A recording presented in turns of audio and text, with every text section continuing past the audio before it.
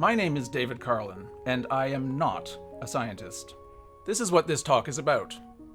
This is a rock. Some of you will see just a rock, and some of you will see this, the head of a dinosaur. Both are correct. This is also a rock. And so is this. And this. And this. Permineralized or fossilized prehistoric vertebrate flesh is common in nature. What I'm presenting here are largely my observations of the natural world. There's very little theory. I draw attention only to what is visible and observable. Much of what I'm about to show you challenges our current understanding of some fundamental natural processes. A rational mind requires some plausible explanation for how any of this could be possible. And there is an explanation, a simple and beautiful explanation. It is awe-inspiringly consistent, and it required only curiosity, a good memory, and tenacity. At every step, I have asked, why? Why is that like that? How has it happened? Many times I was confronted with something that I believed, or I was told, was simply not possible. Yet there it was in front of me. I resolved to answer some basic questions for myself, and to rely on no one else's explanation for anything.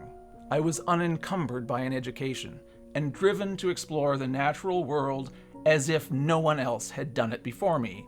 Looking back from what I now know, the impasse, my impediment to understanding, came from my inability to see what was directly in front of me. Our intellectual inflexibility and fear have conspired to make something observable invisible. By awkwardly propping up a convenient and sloppy imitation of the method of science, the art of science has been lost. These observations are principally aesthetic, and yet, as you'll see, they have the power to reshape in fundamental ways our scientific understanding of the natural world and our place in it. I've always been keenly interested in nature, plants particularly, and growing things.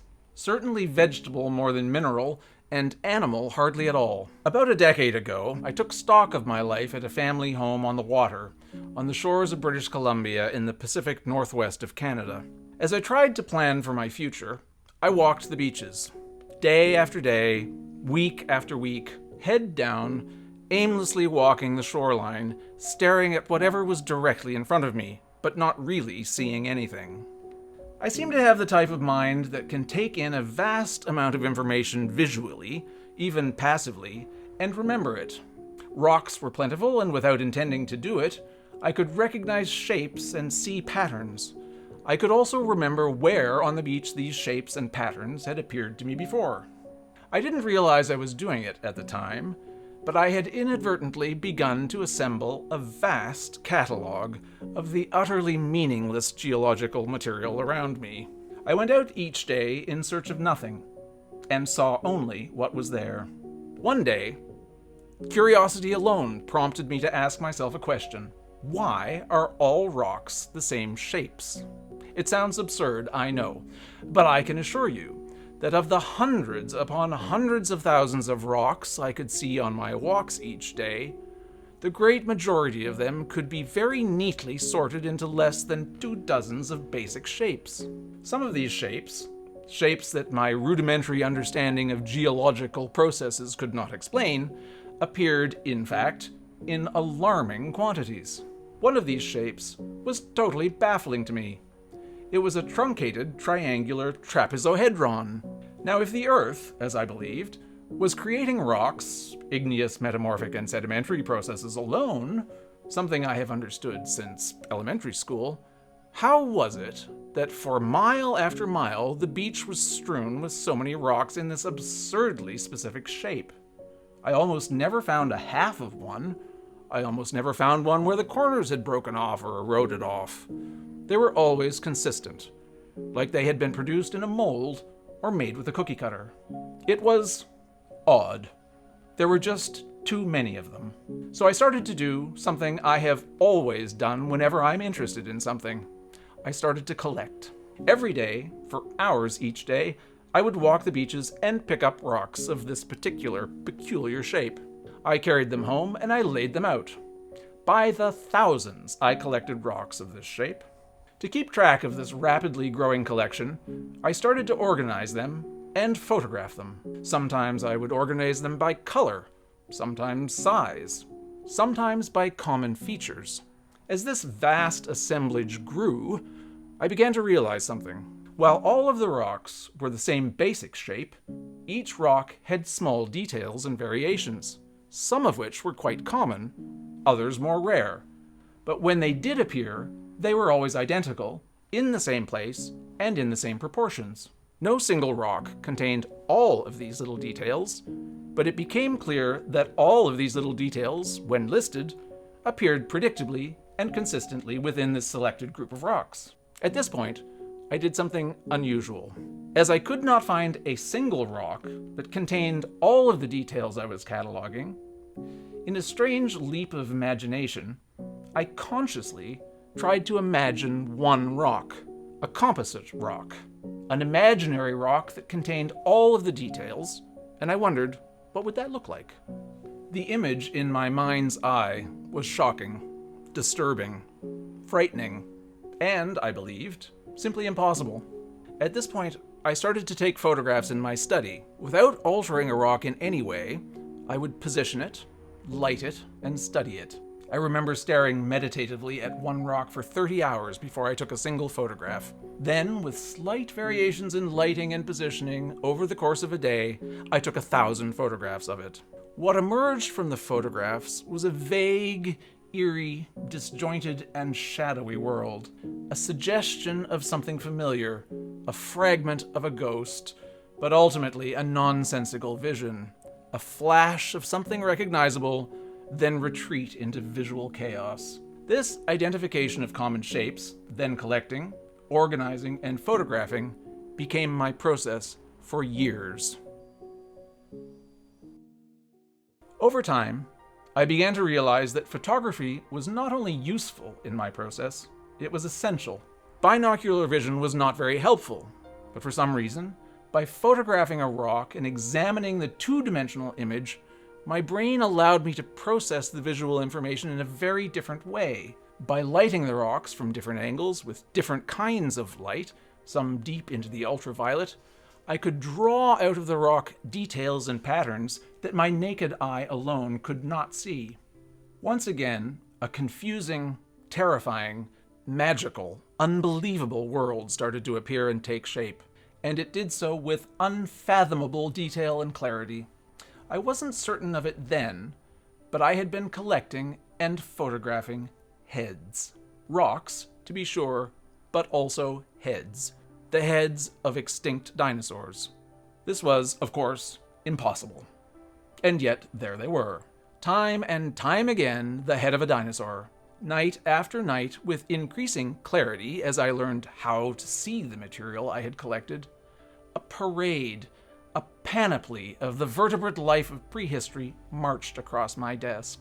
I was learning a language, a visual language, for no other reason other than it interested me. What came with the language was something so vast and so beautiful and so meaningful that it beggared description.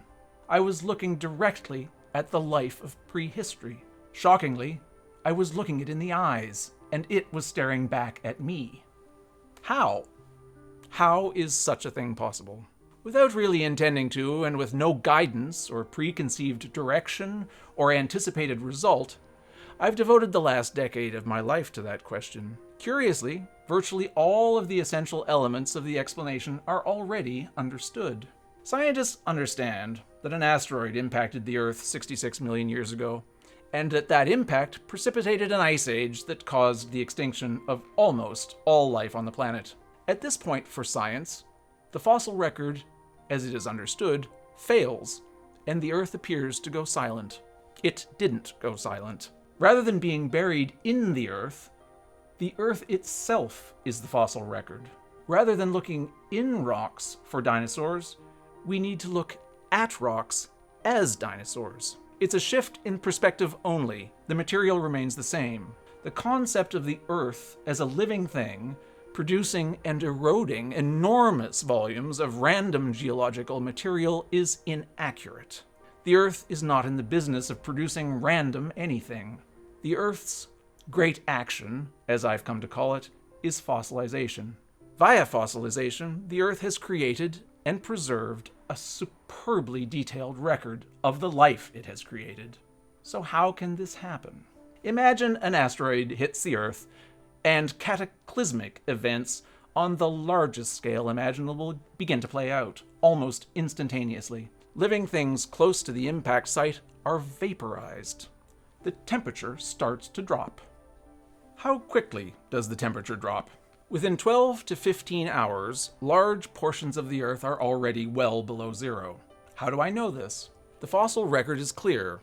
Animals that die naturally are eaten by other animals and they decay. No sign of decay is ever visible on the sometimes perfectly preserved dinosaur remains I was looking at. It's as though all of life were flash frozen. The preservation of animal flesh is so perfect that I've been able to document examples of post-mortem corneal whitening. You know of it. The process where a fish that's not quite fresh enough has eyes that go milky and then clear again. Even today, as it was then, this natural process can be used as a tool to estimate a time of death. At this point, I'm now aware that all the rocks I was looking at were, in effect, a snapshot of the terrible, catastrophic events on one day, 66 million years ago, when the world ended for virtually all life. Now, if we were to take a person and put them in a freezer and leave them for millions of years, chances are when we take them out, they'll be tough, dry, hard, but essentially the same as when they went in. They'd just be hard as a rock. Add into the mix an already well-known process called permineralization, which gives us fossilized trees. That is, the living cells of trees prior to decay are fossilized and eventually become rocks. If we then take our frozen person, well on their way to becoming a rock, and we tumble them around in riverbeds and so on for millions of years, which parts are likely to break off? The bits that were loosely connected to begin with, like the head. The reason I had collected so many heads was simple. In a very small space, bilateral symmetry was clearly evident. A left eye and a right eye, a left nostril and a right nostril, a left ear and a right ear. These repeated elements were interesting to me, so when I saw them, I picked them up first. At this point, I struggled to overcome some of my long-held beliefs and prejudices. I couldn't be right, one geologist told me. Erosion is one of the greatest destructive forces in nature, and these rocks haven't significantly eroded. In place of these prejudices, more reasonable, more believable, and more beautiful explanations for things began to unfold. When one understands that the surface of a rock can be the surface or skin of an animal, the rock can be read in a very different way. All of the things that can happen to an animal can be visible on the surface of a rock. Colors and patterns, for example. The rock is green because the skin of the animal was green. Lines and cracks. A crack in a rock is very often a laceration wound in the creature's skin. If the creature was alive at the time the wound was inflicted, invariably there are bloodstains, as in this example. This rock bled to death. Also, if you look closely, there is not one laceration wound, there are 3 parallel wounds. Almost all fighting dinosaurs had 3 digits, leaving 3 parallel laceration marks, leaving 3 cracks in rocks. Not only that, whenever the 3 laceration marks are visible, there is a very great likelihood that the marks appear in the same place, over the eyes of the opponent. It was a tactical move. First, blind your opponent, then with that advantage, move in for the kill. This is a piece of quartz. It is also the head of a dinosaur. If you look at the eye on the right, you'll see 3 parallel laceration marks. The old adage is, in fact, not true. You can get blood from a stone. The reason so many rocks have what I would call a familiar center of mass is because so many of them are literal translations of living things to a solid rock equivalent. If, for example, a heavy animal died and gravity pulled its features down, distorting the symmetry, a correction is required. When photographing rocks, I first establish the position in which the creature came to rest, often on one side. I photograph it, then I turn the photograph 90 degrees so that I can, essentially, look the dinosaur in the eyes. This is an example of that. A very large rock, photographed on its side, the photograph adjusted, and now we can look down the throat of that terrifying animal. If, as I believed was the case, these rocks were actually the preserved heads of animals, and not something like a footprint, the integrity of the outer surface of the rock was obviously important, but so was the integrity of the material inside the rock, which should represent the internal anatomy of the animal. I undertook an exhaustive program of rock smashing. This rock was one of the first I broke open, and it represents a turning point in my life. It was the point at which I resolved to follow this investigation wherever it led me. In this image, you'll see the head of a dinosaur, looking over your left shoulder. On the left side of the image, the creature is intact. The eye, the eyelid, the teeth behind the skin, etc.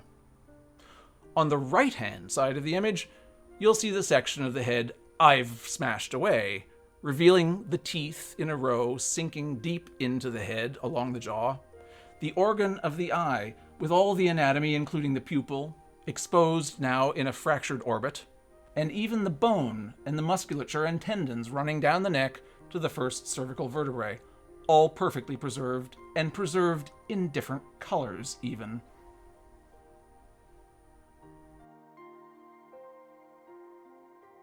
This is a remarkable object for me. It's the object that I have photographed the most. I've taken thousands of photographs of this quartz crystal.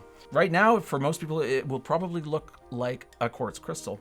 But if I were to show you the line drawing here, you'll see that it is the severed head of a dinosaur lying on one side with part of its neck extending to the left. The eyes are visible, the open mouth is visible. Behind its head, there's a cape, like a cloak almost. I remember the first time I stopped seeing the rock and I saw the animal. It's probably the closest I will ever come to a religious experience. It was tremendously moving. It's not there, in a way. It's not really visible. The only reason that I can capture it in a photograph is because I adjusted lighting for days to get the first, just a shadow of what was inside that crystal. The point here is that I always saw in crystals patterns in the inclusions that felt to me like they should represent something, a physical object. Now, it runs contrary to what we think crystals are. Every time I broach this subject, the response is always the same. People say, well, crystals grow. Well, it's a different thing to say crystals can grow and all crystals grew. This is just not the case. This crystal was a biological event. It then died. It turned into a rock, and for whatever reason, over millions of years, it became invisible. But the information is still in the crystal. If you get the lighting just right, if the reflection and the refraction and the qualities of light and the angles of everything are just right, you can coax out of this totally translucent material a shadow of what it was. And the first time that happened, it justified my belief that somehow the patterns of the inclusions must represent something. Why were they there? How did they get there? That's all I wanted to know. I wanted a real answer for why those lines that sort of faded away would run parallel or against each other, or it wasn't random. There was too much pattern and too much consistent form for it to be nothing. And it took me years to decode that, to learn how to draw out of a crystal what's in there. And now I can do it for almost any crystal I pick up. I've done it for amethysts, I've done it for fluorite, I've done it. They're all, as far as I can see, all of them, first a biological event that has died and frozen and become a transparent or translucent crystal. I think it's interesting that the word crystal actually comes from the Greek kristallos. The root words meaning ice cold and to solidify. It was a word used by Theophrastus 2,000 years ago. The general understanding was that quartz crystals were, in effect, permineralized ice. They were ice turned to stone. And that's exactly what they are. Theophrastus was right. That's what all of these crystals are.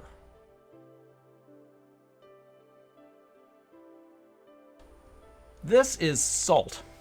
It's Himalayan pink salt. I've included it for a couple of reasons. The first reason is I was drawn to it because I recognized similar patterns in salt that I saw in crystals. Now, science believes that salt at the highest peaks in the Himalayas is the remains of an evaporated ocean, and I believe that to be true. So you have to imagine, I know what I'm dealing with. It is a salt deposit from an ocean at the top of the Himalayas. So what I believed I should see fit that understanding. It dovetailed with that understanding of why that material, why that salt was there. And I started to look closely at salt lamps. They're available everywhere. They export them and they're drilled and a light bulb goes in them. So I started to buy them because I saw the same patterns in the salt that I saw in quartz. And I did what I normally would do. I put a light inside them and I started to photograph them. And what I saw was what I saw in quartz, except it wasn't possible because it was salt. You can't have a bunch of dinosaurs appearing in an evaporated ocean floor. Not only did I see dinosaurs in salt, which was highly problematic, it was even worse. It'll sound like a joke, but they were all waving at me. One paw was up or one arm was up, and they were always waving at me. And I honestly thought I was coming unglued. There's no possible way for that to happen. But in fact, there is, like every other point in this story where I thought, well, you know, I've now gone too far. This is no longer rational. I just didn't know what the explanation for it was. It's not the evaporated remains of a salinated ocean. I wonder if anybody's ever wondered why they come out of the earth the shape that they do. They come out of the earth egg-shaped. They don't make them into egg-shaped things. There's a reason for it. They're eggs. The inclusion inside the lamp is the creature trying to get out. There's a mechanism when an exterior environment, say for an egg, is hostile. It triggers a mechanism within the egg with the creature to break out early, even though it's not quite done, to survive. So the temperature drops, the environment shifts, it's violent and chaotic, and all of these eggs, if the thing inside was strong enough to do it, they try to break out. That's what the red stains inside this Himalayan pinks, that's what makes it pink. This is a photograph of one of these creatures trying to break out. It is half hidden. You see the head rising up above out of the egg, which was soft-shelled, obviously, and down on the lower right, you can see a perfect footprint. It wasn't waving at me. They're all pushing against the eggshell to get out. It appeared to me that they were waving at me because they had a limb up, but they were actually trying to force their way out of the egg for survival. There was another element of this that was challenging for me. I didn't only see one, I always saw two, and they were the same. It's like every egg was a twin, which is not possible. And again, I struggled. I thought, well, I must be imagining this. This is not real. What was happening was because this mechanism was triggered for them to escape early, what they were doing was they were pulling themselves out of their own vascularized position. And as everything was freezing, what you end up with is a bloody face print where they've pulled themselves out, and then you see them actually trying to get out. So in every case, there's the face print where they were in the egg that is now frozen, and them trying to escape, a perfect doppelganger. One is really the thing, the other one is just an image or face print of the thing. All these things took months or years for me to figure out, and it was very important for me. With this material, I learned to trust myself, that if science didn't provide the explanation, or there was no explanation that was apparent, it always would come if it existed. If it was there, there was an explanation for it. I didn't understand that at the beginning, and it gave me great confidence to move forward, actually. This is a scholar's rock. It's mounted on wood, so the bit that extends off the right-hand side of the image is actually the wooden base on which this rock sits. The Japanese and Chinese have a tradition of having a natural object on a scholar's desk. And the idea is that you look at the rock and you think of life and your position in the universe, and you contemplate nature and the beauty of these rocks and so on. This rock was owned by a friend of mine, and he liked it very much. It sat at the top of his stairway. And by the time I saw it, I had started to understand the language of rocks. And I walked the stairs in his place, and I got to the top stair, and I turned slightly to the left. And what I saw was very much not what he saw. He saw a landscape. And what I saw was the most remarkable thing. I've made a video of me trying to position myself from what I saw, which was the abstract rock, and moving the camera until it lands on the animal that it was. There are bits where we're looking through the outer skin down to bone, because the outer layer of the rock has been polished to make it more appealing on a desk. But when it does come into focus, when the perspective is right and the rock is no longer a rock, it transitions to this very beautiful animal. It's shocking. It looks like a cross between a dog and a camel. And if I'm interpreting what's coming out of the head correctly, it looks like it had feathers that shot straight up in a crown, straight up out of its head.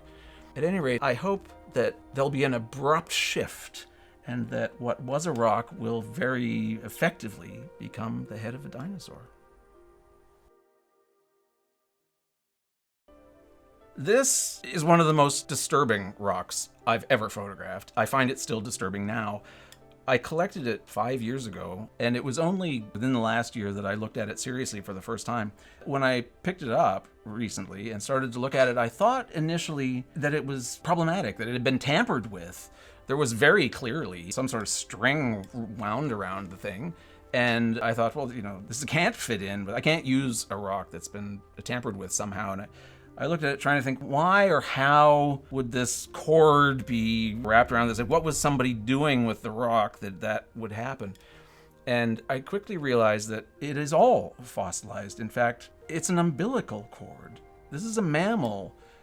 Like the eggs, when the environment was violent and catastrophic, likewise mammals must have gone into emergency labor.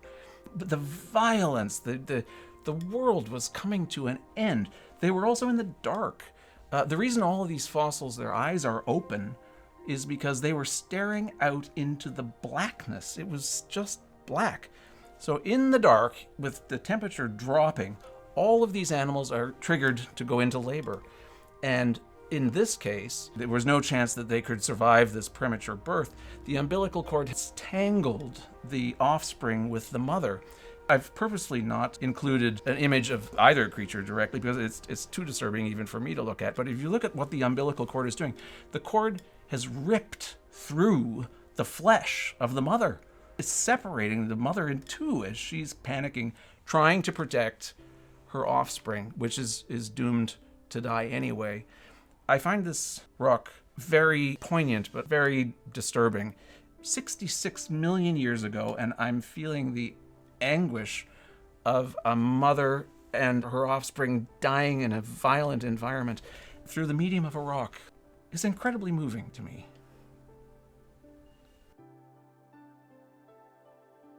This I've included because I think it's the material that I have worked with the longest. It's two things, actually. It's a rock and it's a piece of amber. The rock is from the beach, a piece of amber came from the Baltic. I've put the two of them together because, with slight variation for scale, they are virtually exactly the same shape. And the shape is so unusual that as soon as I saw one and recognized that I had the other, I understood immediately that there was no way that these two things were not somehow the same thing. Now, a piece of amber is fossilized tree sap. A rock is absolutely not tree sap. So how was it that those two shapes could be identical? They had to be the same thing. In fact, they are. It took me 7 years to figure this out. and I probably have taken 10,000 photographs of that piece of amber. I realized one day when I had thrown out my back, I was lying on my back on my sofa, and I was looking at images of that piece of amber on my phone.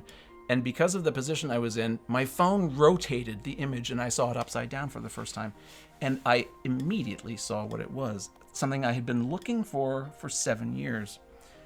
It is an egg. It is a creature in an egg sac, a soft egg sac.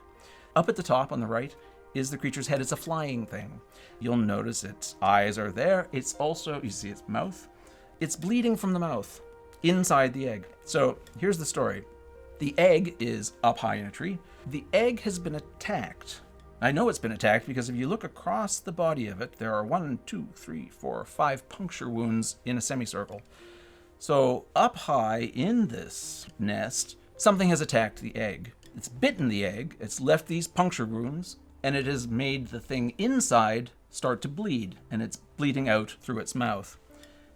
The egg is then dropped for whatever reason, and it falls down the tree and it lands in the sap. The sap rolls over it and it becomes amber. And over a very long time, the same thing that happens in the crystals happens in amber. The thing inside slowly becomes invisible. I don't know why, it just does. It's there. But it's hard to see it. You have to get the light exactly right. And when you do, the object inside, the thing with the wings, is defining the shape of the egg, the same way the rock is. When I saw that piece of amber and I understood that that shape was ill-defined but consistent because it was a thing inside of a bag, I understood what the rock was. And the rock in that form was everywhere. I'd collected hundreds of them. I couldn't understand what they were because I was just looking at the egg shell. Once I knew from the piece of amber what all the rocks were, it was obvious. All of the rocks, in various materials, they were preserved as white rocks, black rocks, speckled rocks. They all had the same form. Something was poking out. It was always the same thing. It was a thing with folded wings, a head, a beak. It was like the amber was the Rosetta Stone for all of the rocks I had collected in that unusual shape. I'm not suggesting that the amber is the same age as the rocks. The rocks would have been frozen at the time of the catastrophe. The amber, not necessarily so. Flying things survived, some of them, so it could quite possibly be later, but it didn't matter. The shape was the same. It allowed me to understand that, in fact, I was right with all of it, that the event caused the temperature to drop, and all of those eggs, with things in them, were frozen and became rocks. And it all was unlocked with this one unusual piece of amber.